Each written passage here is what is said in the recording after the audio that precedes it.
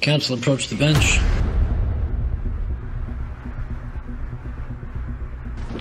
You play to win. And I don't care if you don't have any win. You go play to win. When you start telling me it doesn't matter, then retire. Get out. Because it matters. Pulls up, three-pointer. Bang! Bang! It's good! Wins the game at the buzzer! You can't handle the truth. All rise. Here comes the judge. Order in the court. Oi, oi, oi. The best part of your week starts right now. A brand new episode of Bench Points coming at you, presented by Conduct Detrimental. Conduct Detrimental, your leader in sports law coverage. As always, I'm your host, your man, Conlan Farrell. And today, with me, for the first time ever, Bench Points history, we are going quad box. And I'm saying that in my best Scott Hansen impression. Let's go quad box here. All right. And joining us on this groundbreaking episode of Bench Points, a pair of 3 L's at Pace University. First off, ladies first, Andrea Garcia and Greg Termolle representing the Pace Setters. And in the top right corner, first team all handsome, Mr. Jordan Mark Kelso. He deals in complex litigation. He's a sports law attorney dealing in specific NIL, college athletics, very pertinent right now. His teammate, Mr. Jake Williams, just graduating from Loyola out there in California. The 4 of you, welcome. I'm so glad I'm jacked up. I'm ready to go. This is going to be a lot of fun. Thank you all so much for joining me. And thanks for having us, Conlan. Thanks for having us, Conlan. Yeah. All right. So let's get it started. We know how this show works. We got 45 seconds on the clock. So this time it's going to be a little different, though, because normally 1v1, 45-30 response for each side. So now with a tag team event like tonight, a little duet, we're going to go. Andrea is going to be our first, ladies first, on our first topic, which we're going to cover a huge bombshell that went off in college football this week. So she's going to get the first 45, and then Jordan or Jake is going to get their 45 to respond, and then they're going to get 30 from Greg and then 30 from the other teammate they have there, and that's what we're going to decide. So it's still 45-30 like we always have, but just little first person going to make an opening argument, and then their teammate's going to do a rebuttal and counter, and then we're going to decide, as we always do, by the squeaky hammer of justice, who's going to award a point there.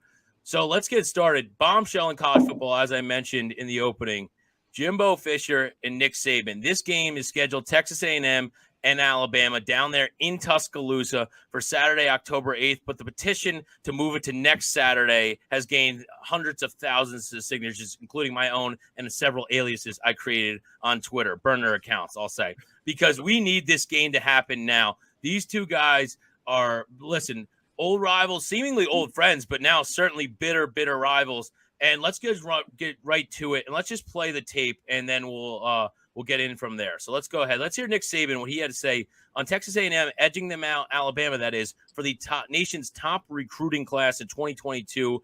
Texas A&M got a whopping 6 5-star recruits. So let's just hear what Nick Saban had to say on how Texas A&M was able to land the top class. About them, you know who they are. I mean, we were second in recruiting last year. A&M was first. A&M bought every player on their team, made a deal for name, image, and likeness. All right, we didn't buy one player. All right, but I don't know if we're going to be able to sustain that in the future because more and more people are doing it. All right, so some pretty striking words there from Coach Saban on his thoughts on Texas A&M. And let's get old Jimbo, Let's hear his words for Coach Saban's response to his recruiting tactics. To respond to some comments made last night in Alabama? Yes, I would. First of all, I'll say it's a shame that we have to do this. It's really despicable. It's despicable that somebody can say things about somebody and an organization. More importantly, 17-year-old kids. You're taking shots at 17-year-old kids and their families. They broke state laws. They're all money. We bought every player on this group. We never bought anybody. No rules were broken. Nothing was done wrong. It was all in the way we do things, the ethics in which we do things. And these families, it's despicable that a reputable head coach could come out and say this when he doesn't get his way or things don't go his way. The narcissist in him doesn't allow those things to happen. And it's ridiculous. But when he's not on top, and the parity in college football he's been talking about, go talk to coaches who coach for him. You'll find out all the parity. Go dig into wherever he's been. you can find out anything. And it's a shame that you got to sit here and defend 17-year-old kids and families in Texas A&M because we do things right. So basically, Jimbo says, Saban, the pot is calling the kettle black. Andrea, kick us off here. So much to unpack, but you're up first. Go ahead.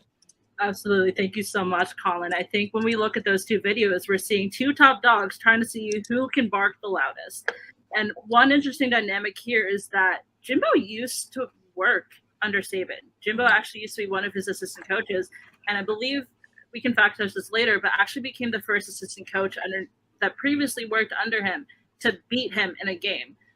Somewhat embarrassing 41-38 game this past October. But ultimately here, I think the allegations show that Nick Saban had some interesting things that encapsulate what NIL is at the end of the day and some debates around it. But at the end of the day, Alabama football is still Alabama football. He has power that no other in the country. And who's to say he didn't have his players either? Boom goes the dynamite. All right, 45. Who's taking it? Jordan, Jake? I am. Jordan, knock it out. Thanks, Conlan. So obviously with every, legal argument or legal debate, you have to frame it into the perspective that we do have rules here. There are NIL rules, and whether teams have been breaking them for centuries or decades or not, the fact of the matter is Texas A&M pulled more five-star recruits this year than they have in the last 5 years. Texas A&M has won 3 national titles in their existence. Alabama has won 2 national titles in the last 5 years. Alabama owns the SEC. There is no reason besides the change in NIL rules and the change in these collectives that Texas A&M should be beating out Alabama. They're not on the same rung. They're not on the same echelon. Alabama owns the SEC. They have 7 of the last SEC titles, and one thing changed. It was NIL rules and collectives, and Texas A&M did beat him out, but I don't think they did it according to the rules. So, Greg, go ahead. Give us your 30-second recounter. Yeah, and what's most funny to me is that less than 24 hours after Saban made those comments, he even backtracked on his comments and apologized, and now says that collectives are the real issue and claims that he didn't accuse Texas A&M or Jackson State of breaking any rules. I mean, in my eyes, it's just maybe Saban being, a little salty that not only did he lose on the field, but off the field in terms of recruiting. Maybe Jimbo Fisher's living a little rent-free in his head at the moment. And doing it in front of the boosters was the perfect time for Saban to say something like that and try to get a cop-out for not winning the recruiting trail. Jake, your final 30. Yeah, I mean, the real question is who's in the right here? And I think Saban is in the right. We've been waiting as a collective sports law society for governmental entities, for the NCAA, to actually give some sort of guidance on what's right, what's wrong, and how to properly do things. And if they won't move on it, maybe it takes someone of Nick Saban's gravitas to keep things in line. Mm-hmm. And he's in the right here by doing his job, just stirring this up. Maybe now the SEC rivals are going to toe the line a little more carefully when it comes to recruiting, and it's going to let Nick, sit back on his throne. All right. And it's a speed round, as it always is. 45, 30, 30 goes by quick. Well, Jake Williams, great way to answer that question at the end of there. Call the question, who was right, was what we're looking for. However, he wasn't right, so the point's going to go to the pace setters, Greg and Andrea, because, listen, he said what they did was illegal. You know what I mean? But basically, they bought players, and they did things that were not by the book when there really is no book on NAL. It's an open page, and the pen is still flowing. And we need some guidelines. I'm not saying in the future, if say 3 years from coming down the road, and he has dirty laundry about Jimbo, and he knows that they broke the NIL rules that are going to be set in the future. But at this present state and time, we don't have enough NIL guidelines to really go off of here. So I think Jimbo Fisher, good for you defending yourself. And I also just to twist the knife in the back, saying, "Listen, buddy, I have plenty of skeletons in your closet. I have no problem trotting out through the red carpet." So Nick Saban, listen. I don't think he thought the comments he made were going to get as much gravity as they did. And basically, it was a snowball effect. He was at a booster event for Alabama, so certainly speaking to appease his crowd. But I think he got a little ahead of himself and definitely shouldn't have singled anybody out, especially that'll goes for Jackson State and Deion Sanders' bunch as well. So point one, the pace setters. All right, the pace setters taking round one. Let's play a little soccer now. Let's go. The new CBA agreement just announced by US Soccer, allowing the women's national team and the men's national team, basically splitting the money 50-50 right down the middle. The women's national team has been pushing for this equal pay for a long, long time now. It's went all the way to the Supreme Court. So let's take it here. The pace setters, you guys hold serve after winning round one. After this agreement with the new CBA and US Soccer, who's coming out the winner in the court of public opinion? Andrea, let's go ahead. 45. Absolutely. I'll kick us off here as the only woman on this call. I got to give this one to the women. I think this case really it really highlights a lot of issues right now in the grand scheme of equal pay. It'd be like right now, me only having 36 seconds to the 45 in my opening. But for the women's team, this has been such a long battle for them. And I think it ultimately comes down to the fact of how much success they've had in recent years. Back-to-back World Cups, a plethora of Olympic success. And ultimately, if they weren't as successful as they have been, their claim probably would have looked more frivolously. It did come recently down to a large assist from the men, but ultimately, they had the proper standing for this claim, and I think they really came out on top. Jordan, Jake, who's taking it? I got it. Jake, go ahead. So Andrea is correct. I mean, the women, they pushed, they made their case, and they were unbelievably successful in the field. But the fact is the men held all the cards in this.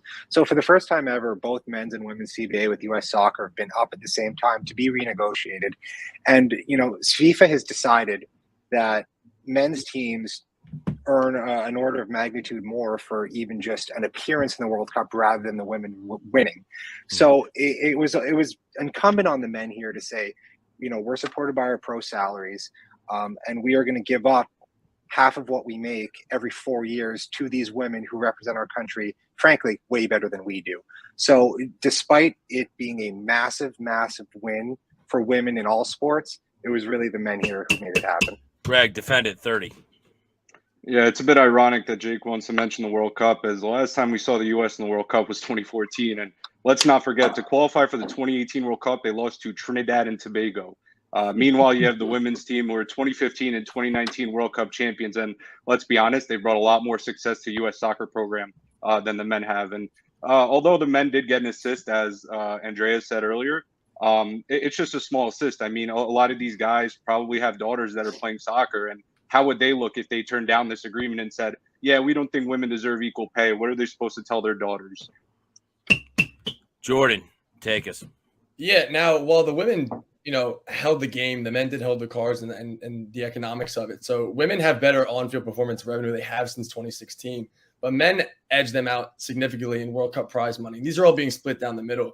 And also women probably have better commercial revenue. So women, bringing in significantly a lot more money than men are, besides the World Cup prize money. And for the men to split at 50-50, I think this was a short-term loss, long-term win for the men, because women's soccer in this country is exploding. It's going to keep exploding. And in the long run, I think men are going to end up getting out on top.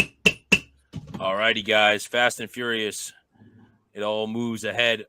This was a tough one because, again, the sustained success that the women's national team has proven over the past, talking decades now, multiple World Cup championships, the men failing to qualify, losing to a team with basically less of a population than Bayonne, New Jersey, is not a great look for the men's national team. So I'm going to give the point there to the pace setters. Once again, we're going to go 2-0 because in the court of public opinion, this is a win. This is something they've been pushing for, and they've had what seems like all the public's leverage because they just see what's on the field here. The men in their eyes have been a disappointment in regards to their play. Yes, do they still financially supersede everything that comes out of the female side of it? But who comes out the winner is going to go here to the women's national team for winning this long fight that they've been striving for and getting equal pay, 50-50 down the middle. Now,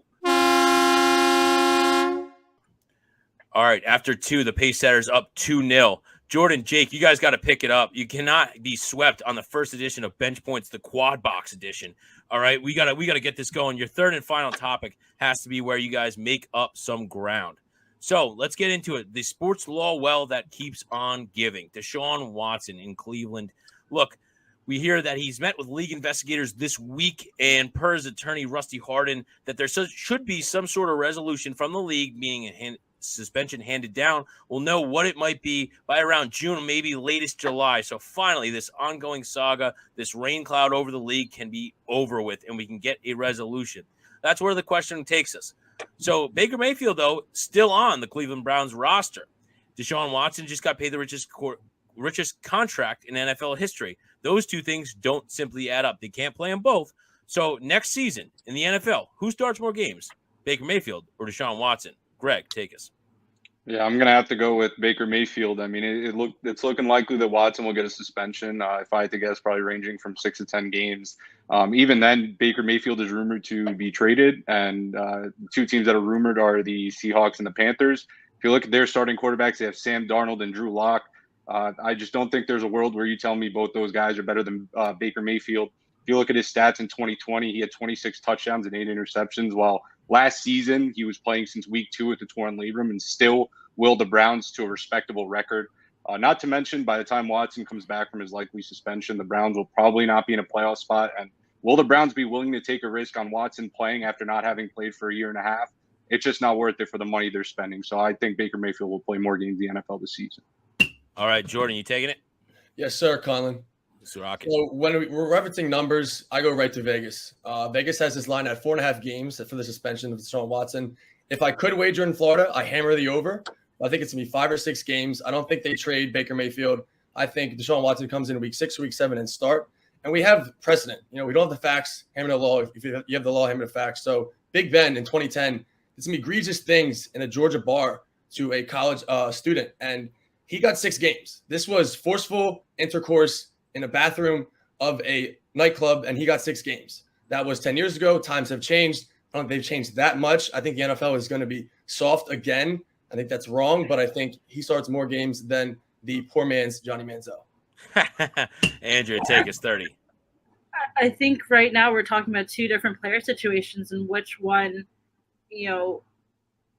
who might actually evade the situation the first. So I think I would hedge my bets on Baker Mayfield making his start before Deshaun Watson. I mean, Deshaun Watson facing 22 allegations of sexual assault right now.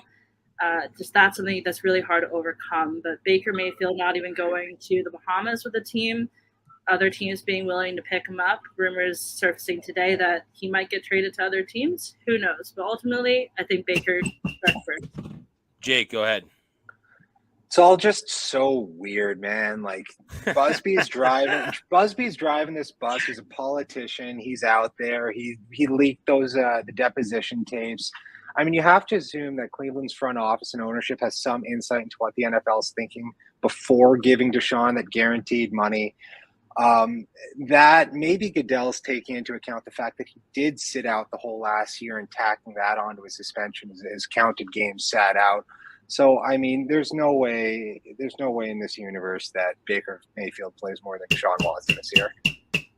All right, that rounds us out. Another 3 great topics, 4 excellent guests, but we have come to a close here. Well, once again, we will not see a sweep. Jordan, Jake, you win. You save yourself a point there. Listen, Deshaun Watson, I think in the realm of about 6 games is what he's going to look to get.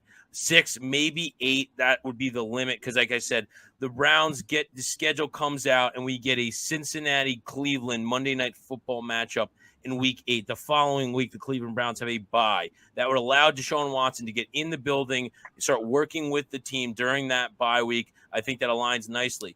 Greg, you made an interesting point about Baker Mayfield. Baker Mayfield playing through a torn labrum last year.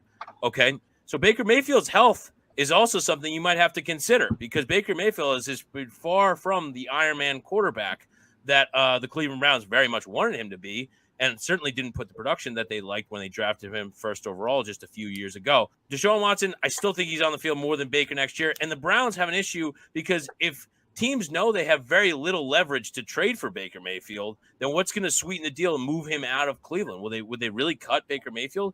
But I don't know. I still think that would Baker even play for the Cleveland Browns, knowing he's really that city's moved on from him or franchise moved on from him. So I still think Deshaun Watson's on the field more than Baker is this upcoming NFL season. Well, guys, 3 topics. But the pace setters, they got the first 2 right off the bat. So you guys, Greg, Andrea, you're winners of this week's episode of Bench Points. Well done.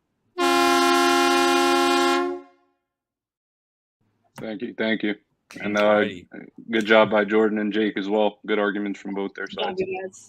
No doubt. Good job, guys. All right. Well, we know we always got to go at contempt of court. Basically, this week, who flub, blunder, faux pas, embarrassment. And we go back to another well. It's not the same level of Deshaun Watson trouble, but Rob Manfred suspending Matt Harvey, who was linked to, obviously, the tragic passing of his teammate and friend Tyler Skaggs, handing him basically opioids and leading to a fatal overdose. He got 60 games suspension from the Major League Baseball. Trevor Bauer, who is appealing, has been suspended 2 years, 2 seasons by Rob Manfred. This is clearly has some personal vendetta against Bauer. Guys, do we have any final thoughts here as we round out today's show on Rob Manfred and what kind of precedent he's setting for the league's discipline policies? I'll just say, Conlan, I think across all sports, we see these penalties be handed down. There's no consistency. It's basically a kangaroo court. This is another example of that. The NFL and Roger Goodell is guilty of it as well. I think it's just something needs to be done. He's just simply not good for the game anymore. I mean, what we deal with the discipline. We're talking about the lockout. Has he done anything during his tenure since he's taken over Bud Selig that has grown the game and advanced the game forward? I can't find a single positive thing he's done. Again, from the Astros cheating scandal, it's just a farce. His entire run as commissioner of Major League Baseball. Any final comments before we shut it down for the night? Because I'm getting all boiled up. You got to cool down. Belmar's on the horizon. I'm cooling down. Summer's right around the corner. Any final thoughts, guys? I know Farrell is called. Oh, sorry, guys. Go ahead. No, I was just going to say I agree with Jordan. It seems like almost these commissioners just wake up one day and kind of just make up a suspension, whatever kind of fits their narrative or fits whatever idea they have of the player. Yeah. Andrea? Yeah, I know. Well, I was going to joke. I know Grail is calling all of our nails. A Grail is calling is calling. DJs, give me. But ultimately, it's really hard. And when you consider, the 60 games for a drug trafficking scheme versus 2 years for sexual assault, those two things are rather incongruous. So it's almost what to the extent are you actually going to punish more severely? What are they actually considering? And to some extent, it seems like they're not considering anything. Yeah. Like what we're all saying. Well said. I mean, again, Rob Manfred, you're a crumb, you're a coward, a creep, and a bum.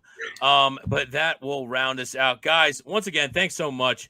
A lot of fun tonight. The quad box. Let's go quad box. Scott Hansen voice.